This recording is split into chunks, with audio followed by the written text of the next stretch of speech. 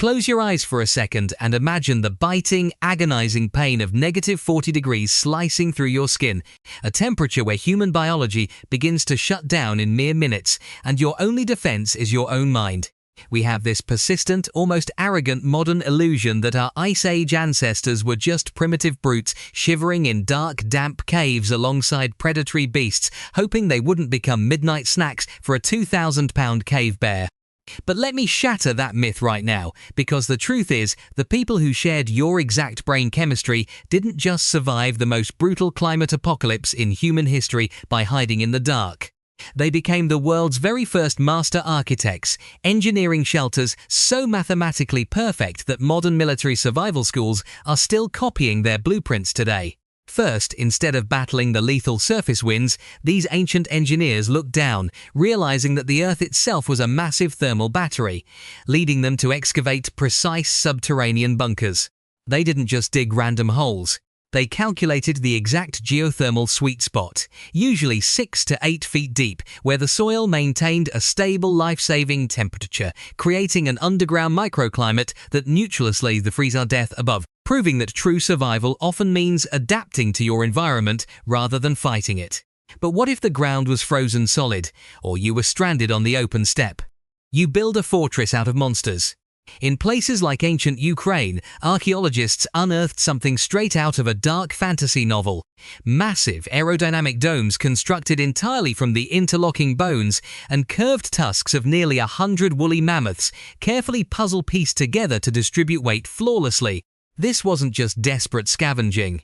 This was early project management, requiring intense community cohesion to haul tens of thousands of pounds of skeletal architecture, creating an insulated marvel that trapped heat so efficiently that a tiny central fire could push the interior to a comfortable 65 degrees while a blizzard raged outside. For the nomadic tribes chasing migratory herds across shifting tundras, heavy bone castles weren't an option, so they invented the pinnacle of modular design, the portable multi-layered tension tent. Long before modern outdoor brands sold you expensive synthetic gear, these nomads engineered a triple-layer skin system, using inner fur to trap radiant body heat, an outward-facing mid-layer to deflect aggressive crosswinds, and a fat-treated outer shell to waterproof the entire structure, a thermodynamic masterpiece that could be assembled in under an hour and carried across continents. Even when they did use natural rock overhangs, they didn't just passively sit under them. They radically terraformed these spaces, manipulating thermal convection. By deliberately hacking away uneven stone, carving drainage systems, and mathematically positioning their hearths, they forced the ambient heat to bounce off the rock walls directly into specific sleeping zones, essentially inventing the concept of targeted central heating. And in the most desolate, treeless wastelands, they achieved the ultimate psychological victory over nature, weaponizing the cold itself.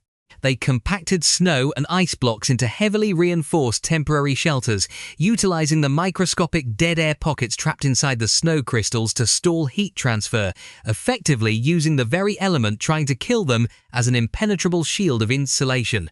When you look at these astonishing feats of survival, you realize that building these structures wasn't just physical labor. It was a testament to the relentless, unbreakable human spirit that refused to be extinguished by an unforgiving planet. Every time you casually tap a button on your thermostat to heat your home, you are enjoying the ultimate luxury that was bought and paid for by hundreds of thousands of years of human grit, trial, and fatal errors.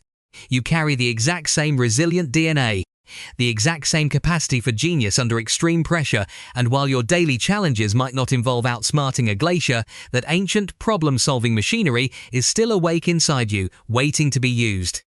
I want you to think about that the next time you feel overwhelmed by a modern problem, and I'd love to hear your thoughts. What is a modern challenge you're facing right now where you could apply this kind of relentless adaptive thinking? Drop your answer in the comments below. Because sharing our struggles is how we build our own modern survival communities. Stay resilient, stay grounded, and always remember to master the noise within here at The Quiet Mindset.